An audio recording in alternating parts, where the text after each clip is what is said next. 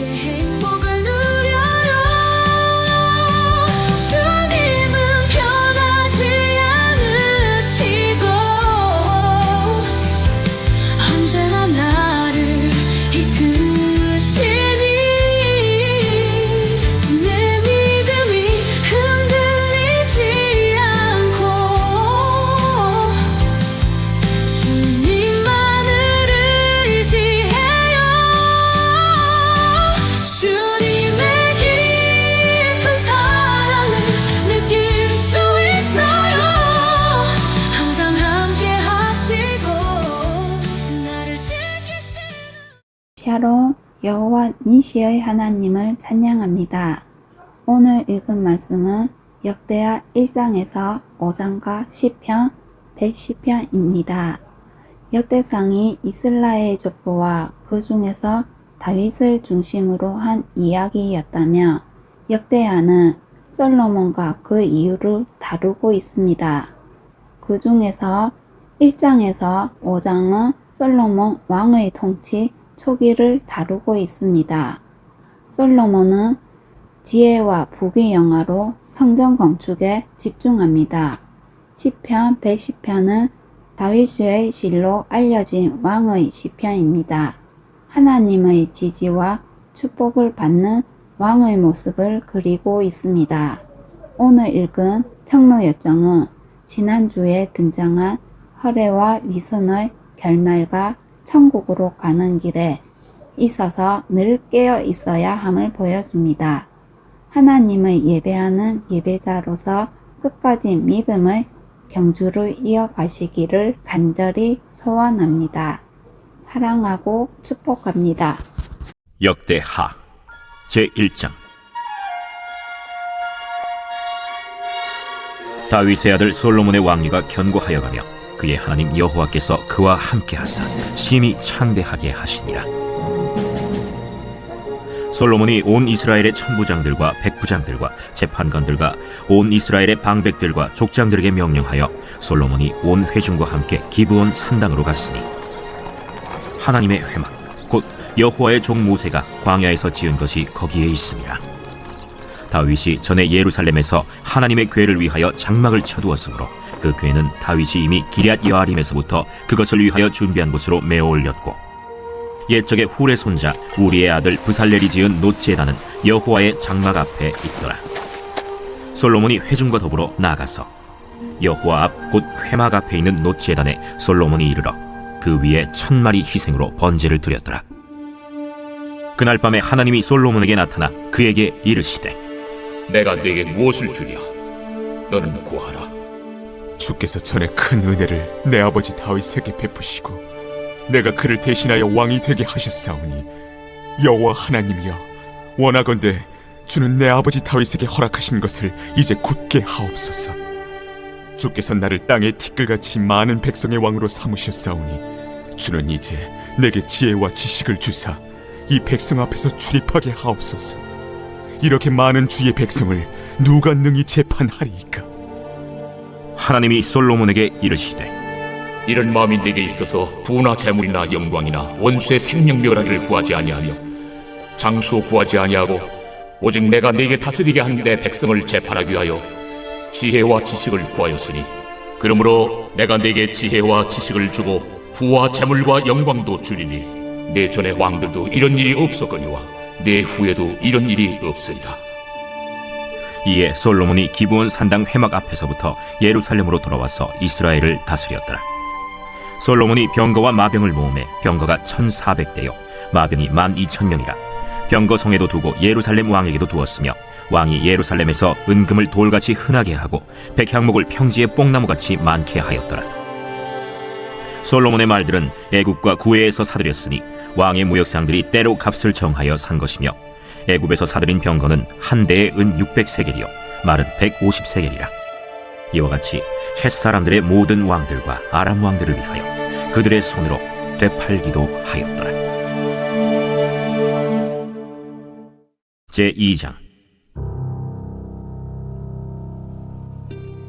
솔로몬이 여호와의 이름을 위하여 성전을 건축하고 자기 왕위를 위하여 궁궐 건축하기를 결심하니라.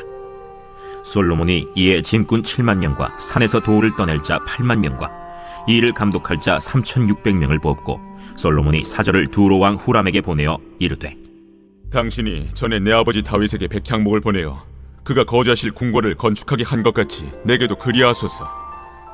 이제 내가 나의 하나님 여호와의 이름을 위하여 성전을 건축하여 구별하여 드리고 주 앞에서 향재료를 사르며 항상 떡을 차려 놓으며 안식일과 초하루와 우리 하나님 여호와의 절기에 아침 저녁으로 번제를 드리려 하오니 이는 이스라엘의 영원한 규례니이다.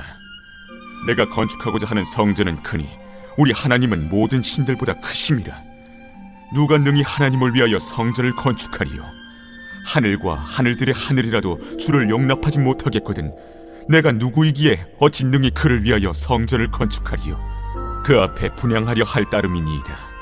이제 청하건대 당신은 금, 은, 동, 철로 제조하며 자색, 홍색, 청색 실로 직조하며 또 아로 새길 줄 아는 재주 있는 사람 하나를 내게 보내어 내 아버지 다윗이 유다와 예루살렘에서 준비한 나의 재주 있는 사람들과 함께 일하게 하고 또 레바논에서 백향목과 잣나무와 백단목을 내게로 보내소서. 내가 알거니와 당신의 종은 레바논에서 벌목을 잘 하나니 내 종들이 당신의 종들을 도울지라. 이와 같이 나를 위하여 제목을 많이 준비하게 하소서. 내가 건축하려 하는 성전은 크고 화려할 것이니이다. 내가 당신의 벌목하는 종들에게 찌은 밀 2만 고르와 보리 2만 고르와 포도주 2만 밭과 기름 2만 밭을 주리이다. 두로 왕 후람이 솔로몬에게 답장하여 이르되 여호와께서 자기 백성을 사랑하심으로 당신을 세워 그들의 왕을 삼으셨도다. 천지를 지으신 이스라엘의 하나님 여호와는 송축을 받으실지로다. 다윗 왕에게 지혜로운 아들을 주시고 명철과 총명을 주시사 능히 여호와를 위하여 성전을 건축하고 자기 왕위를 위하여 궁궐을 건축하게 하시도다. 내가 이제 재주 있고 총명한 사람을 보내오니 전에 내 아버지 후람에게 속하였던 자라. 이 사람은 단의 여자들 중 한 여인의 아들이요 그의 아버지는 두로 사람이라. 능히 금, 은, 동, 철과 돌과 나무와 자색, 정색, 홍색 실과 가는 배로 일을 잘하며 또 모든 아로 새기는 일에 익숙하고 모든 기묘한 양식에 능한 자이니 그에게 당신의 재주 있는 사람들과 당신의 아버지 내 주 다윗의 재주 있는 사람들과 함께 일하게 하소서. 내 주께서 말씀하신 밀과 보리와 기름과 포도주는 주의 종들에게 보내소서. 우리가 레바논에서 당신이 쓰실 만큼 벌목하여 떼를 엮어 바다에 띄워 요바로 보내리니 당신은 제목들을 예루살렘으로 올리소서. 전에 솔로몬의 아버지 다윗이 이스라엘 땅에 사는 이방 사람들을 조사하였더니 이제 솔로몬이 다시 조사하매 모두 15만 3,600명이라. 그 중에서 7만 명은 짐꾼이 되게 하였고 8만 명은 산에서 벌목하게 하였고 3,600명은 감독으로 삼아 백성들에게 일을 시키게 하였더라.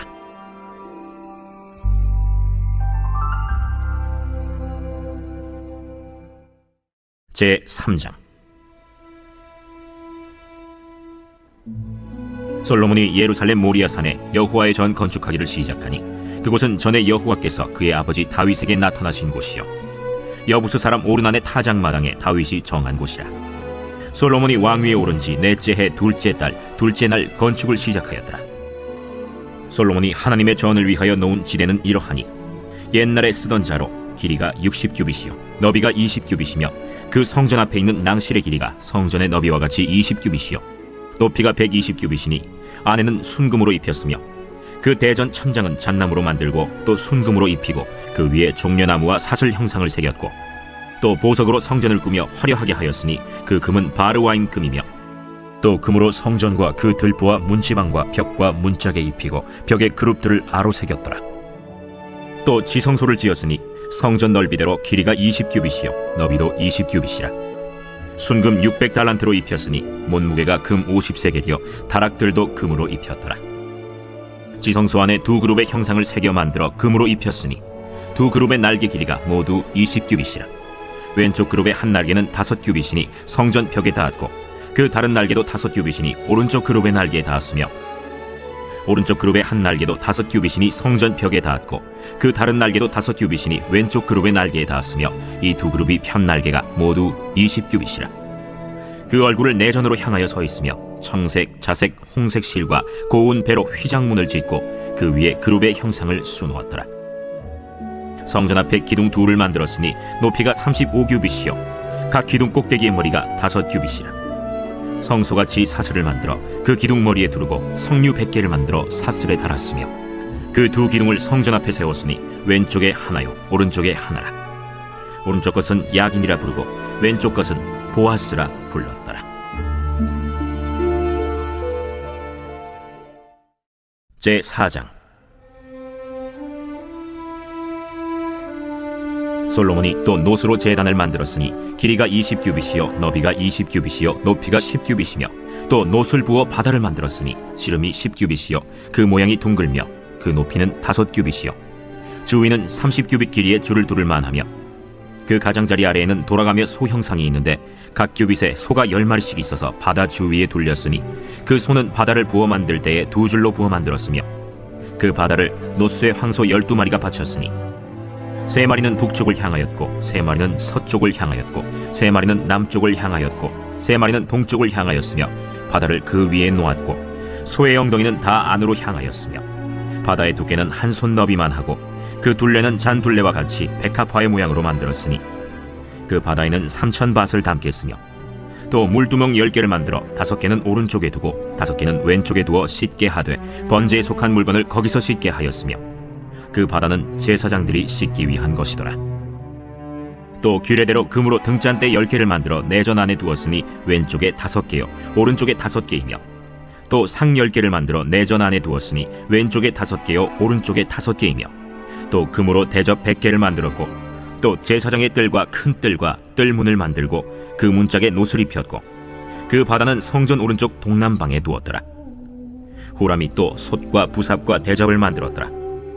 이와 같이 후람이 솔로몬 왕을 위하여 하나님의 성전에서 할 일을 마쳤으니 곧 기둥 둘과 그 기둥 꼭대기에 공 같은 머리 둘과 또 기둥 꼭대기에 공 같은 기둥 머리를 가리는 그물 둘과 또 그 그물들을 위하여 만든 각 그물에 2줄씩으로 기둥 위에 공 같은 두 머리를 가리는 석류 400개와 또 받침과 받침 위에 물두멍과 한 바다와 그 바다 아래에 소 12마리와 솥과 부삽과 고기 갈고리와 여호와의 전의 모든 그릇들이라. 후람의 아버지가 솔로몬 왕을 위하여 빛나는 노스로 만들 때에 왕이 요단 평지에서 숫꽃과 스레다 사이에 지늘게 그것들을 부어내었더라. 이와 같이 솔로몬이 이 모든 기구를 매우 많이 만들었으므로 그 논무게를 능히 측량할 수 없었더라. 솔로몬이 또 하나님의 전의 모든 기구를 만들었으니 곧 금제단과 진설병 상들과 지성소 앞에서 규례대로 불을 켤 순금 등잔대와 그 등잔이며 또 순수한 금으로 만든 꽃과 등잔과 부젓가락이며 또 순금으로 만든 불집게와 주발과 숟가락과 불 옮기는 그릇이며 또 성전문 곧 지성소의 문과 내전의 문을 금으로 입혔더라.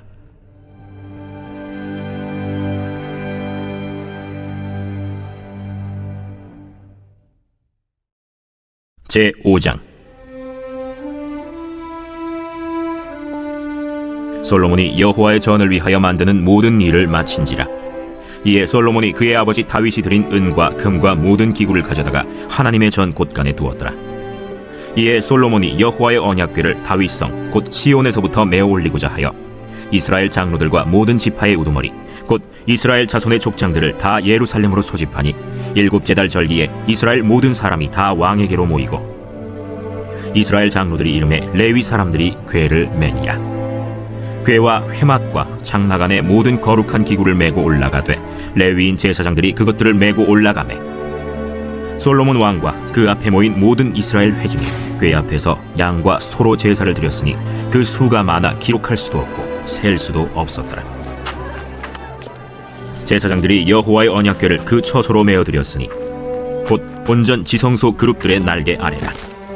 그룹들이 궤 처소 위에서 날개를 펴서 궤와 그 채를 덮었는데 그 채가 길어서 궤에서 나오므로 그 끝이 본전 앞에서 보이나 밖에서는 보이지 아니하며 그 궤가 오늘까지 그곳에 있으며 궤 안에는 두 돌판 외에 아무것도 없으니 이것은 이스라엘 자손이 애굽에서 나온 후 여호와께서 그들과 언약을 세우실 때에 모세가 호렙에서 그 안에 넣은 것이더라. 이때에는 제사장들이 그 반열대로 하지 아니하고 스스로 정결하게 하고 성소에 있다가 나오매 노래하는 레위 사람 아삽과 헤만과 여두둔과 그의 아들들과 형제들이 다 세마포를 입고 제단 동쪽에 서서 제금과 비파와 수금을 잡고 또 나팔 부는 제사장 120명이 함께 서 있다가 나팔 부는 자와 노래하는 자들이 일제히 소리를 내어 여호와를 찬송하며 감사하는데 나팔 불고 재금치고 모든 악기를 울리며 소리를 높여 여호와를 찬송하여 이르되 선하시도다. 그의 자비하심이 영원히 있도다. 하매 그때 여호와의 전에 구름이 가득한지라. 제사장들이 그 구름으로 말미암아 능히 서서 섬기지 못하였으니 이는 여호와의 영광이 하나님의 전에 가득함이었더라. 제 110편 다윗의 시. 여호와께서 내 주에게 말씀하시기를 내가 내 원수들로 내 발판이 되게 하기까지 너는 내 오른쪽에 앉아있으라 하셨도다. 여호와께서 시온에서부터 주의 권능의 규를 내보내시리니 주는 원수들 중에서 다스리소서. 주의 권능의 날에 주의 백성이 거룩한 옷을 입고 즐거이 헌신하니 새벽 이슬 같은 주의 청년들이 주께 나오는도다. 여호와는 맹세하고 변하지 아니하시리라. 이르시기를 너는 멜기세덱의 서열을 따라 영원한 제사장이라 하셨도다. 주의 오른쪽에 계신 주께서 그의 노하시는 날에 왕들을 쳐서 깨뜨리실 것이라. 문 나라를 심판하여 시체로 가득하게 하시고 여러 나라의 머리를 쳐서 깨뜨리시며 길가의 시냇물을 마심으로 그의 머리를 드시리로다.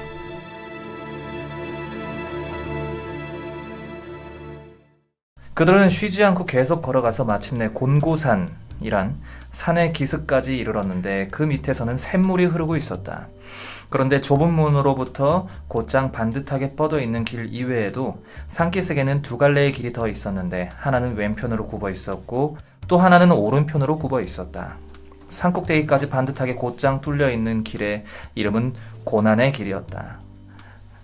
샘으로 가서 물을 마시고 새로운 기운을 얻은 크리스천은 산꼭대기까지 뻗어 있는 고난의 길을 택하여 걸어 올라가면서 이렇게 흥얼거렸다. 산이 아무리 높다고 한들 내 어이 올라가지 못할까 보냐. 험난하고 피곤할지라도 내 마음을 상하게 하지는 못할지니 생명으로 인도하는 길이 바로 여기에 있음을 내가 깨달았기 때문이다. 자, 힘을 내고 용기를 돋우어서 나약한 마음, 두려운 마음 모두 물리치자. 가기는 험난하나 평안으로 인도하는 옳은 길을 택함이 더 나으니. 잠시 후 나머지 두 사람이 산기슭에 도착했다. 그들이 보니 산꼭대기로 곧장 뻗은 길은 너무 험난하고 가파른 데 비해 좌우의 양쪽 길은 평탄했다. 그 길을 택해서 돌아서 가더라도 산을 넘어선 크리스천이 택한 길과 다시 만날 수 있으리라 생각하면서 그들은 각각 길을 택해서 가기로 작정했다. 그런데 두 길의 이름은 각각 위험과 멸망이었다. 위험이라는 길을 택한 사람은 얼마 가지 못해서 매우 무성한 가시덤불 숲으로 들어가 버렸고, 멸망의 길로 가던 사람은 어두운 골짜기들로 가득 찬 벌판을 이리저리 헤매다가 넘어지더니 결국 다시는 일어나지 못하고 말았다. 그릇된 길로 출발한 사람들이 올바른 결과를 얻을 수 있겠는가? 그들의 안전을 보장해줄 참된 벗들이 있겠는가? 아, 그렇지 못하나니 제 멋대로 택해서 길을 떠난 자들은 제 고집 때문에 마침내 멸망함에 이를 것이도다. 가파르고 곧은 길로 산을 오르는 크리스천에게 눈을 돌려보니 처음엔 뛰어 올라가던 그가 길이 너무나 험하고 가파른 연고로 더 이상 뛰지 못하고 걸어가기 시작한 것을 보았다. 이윽고 그는 손과 무릎을 땅에 댄 채 간신히 산을 기어오르고 있었다. 산 중턱까지 올라가 보니 아담한 정자가 하나 있었는데 피곤한 여행자들이 잠시 쉬었다 갈 수 있도록 산의 주민들이 만들어 놓은 것이었다. 그리로 가서 잠시 쉬기로 마음먹은 크리스천은 정자의 긴 의자 위에 앉아 가슴 안쪽에서 두루마리를 꺼내 읽어보면서 위안을 얻었다. 그는 또한 십자가 밑에 서 있을 때 얻은 겉옷을 만지작거리면서 새로운 힘을 얻기 시작했는데 그만 잠깐 졸다가 깊은 잠에 빠지게 되어 그의 여정은 거의 밤이 될 때까지 지연되었다. 그는 자면서 손에 들고 있던 두루마리도 떨어뜨리고 말았다. 그때 누군가가 그에게 나타나서 그를 깨우며 말했다. 이 게으른 자여, 개미에게 가서 그가 하는 것을 보고 지혜를 얻으라. 이 소리를 듣고 잠을 깬 크리스천은 벌떡 일어나서 산꼭대기에 이를 때까지 쉬지 않고 빠른 걸음으로 올라갔다. 그가 산꼭대기에 이르렀을 때 저쪽에서 그를 향해 허겁지겁 마주 달려오는 두 사람을 보았다. 그들 중 하나의 이름은 겁쟁이였고 다른 하나의 이름은 불신이었다. 크리스천은 그들에게 말을 걸었다. 아니 선생님들, 반대 방향으로 거슬러 오시니 도대체 무슨 일입니까? 우리는 시온성으로 가기 위해서 험난한 산길을 간신히 올라왔습니다. 하지만 저쪽으로 더 나아가면 나아갈수록 점점 더 위험한 것들이 있기 때문에 할 수 없이 다시 되돌아오는 길입니다. 맞아, 그렇고 말고. 바로 우리 앞에 사자 2마리가 길 가운데 누워 있었는데 그놈들이 잠들어 있는지 깨어 있는지 확실하게 알 수는 없지만 가까이 다가가기만 하면 금방 달려들어 우리 몸을 갈갈이 물어뜯어 버릴 것만 같았습니다. 아니, 당신들의 말을 들으니까 저도 좀 두려운 생각이 드는데요. 그럼 어디로 가면 안전할까요? 고향으로 돌아가자니 그곳은 곧 유황불로 타버릴 멸망의 도시로 예정된 곳이니 틀림없이 죽게 될 겁니다. 근데 천국은 틀림없이 안전할 것이니 위험을 무릅쓰고 그곳으로 가야겠습니다. 저는 집으로 돌아가면 단지 죽음만이 남아있지만 계속 천국을 향해 앞으로 나아가면 비록 죽음의 공포는 있지만 영생의 구원이 기다릴 것입니다. 그러니까 저는 계속 앞으로 나아가겠습니다. 그리하여 불신과 겁쟁이는 산 아래로 다시 되돌아서 뛰어내려갔고 크리스천은 가던 길을 계속 걸어갔다.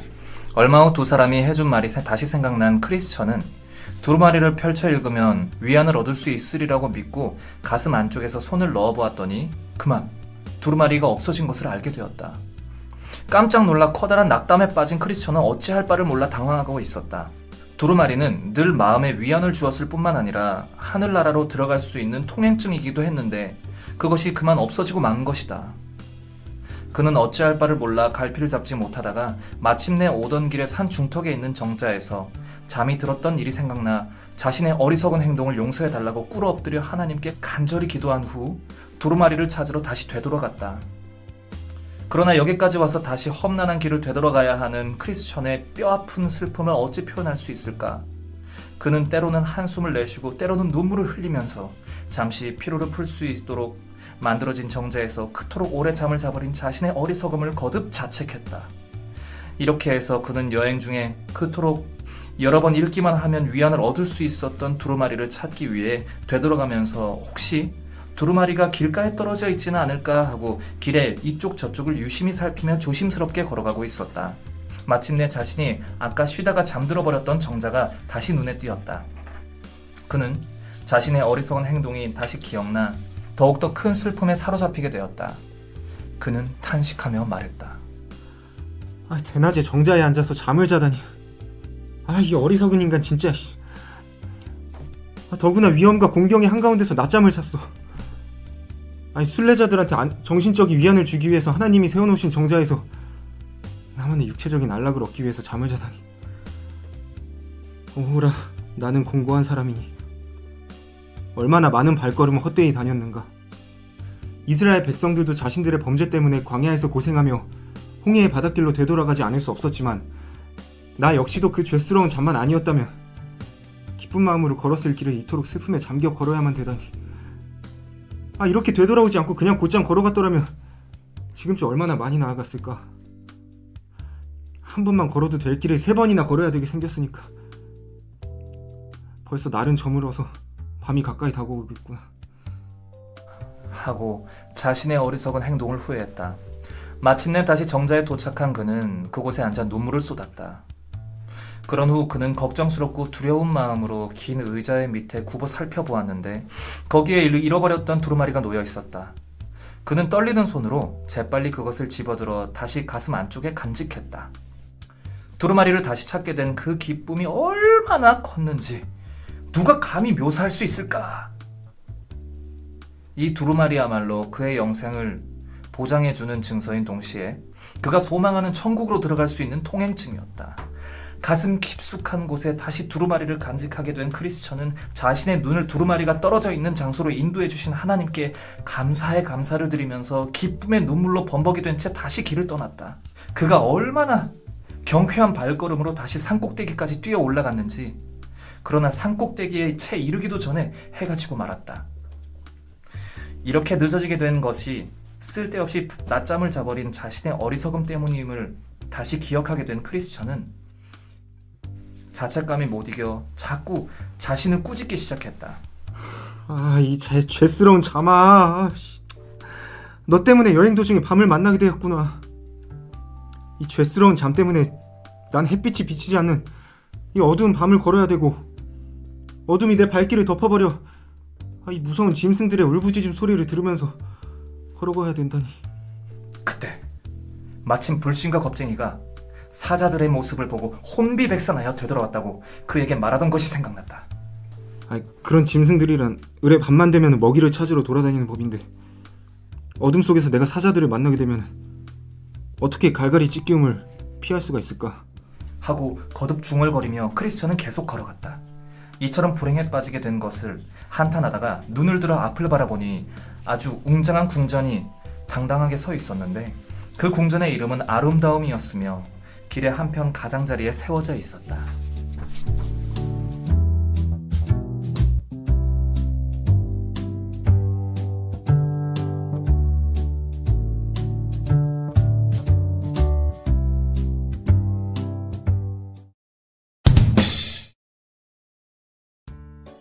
전 아무런 위험을 느끼지 못했습니다. 전 조금 더 자야 되겠습니다. 자기 일이나 잘 알아서 하세요. 야, 시스틸러야. 제 고집 때문에 마침내 멸망함에 이를 것이도다.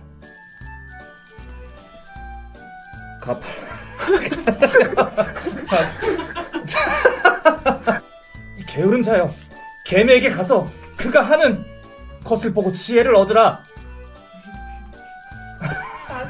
다시요. 우리 몸을 갈갈이 물어 뜯어 아우 가까이 다가가기만 하면 금방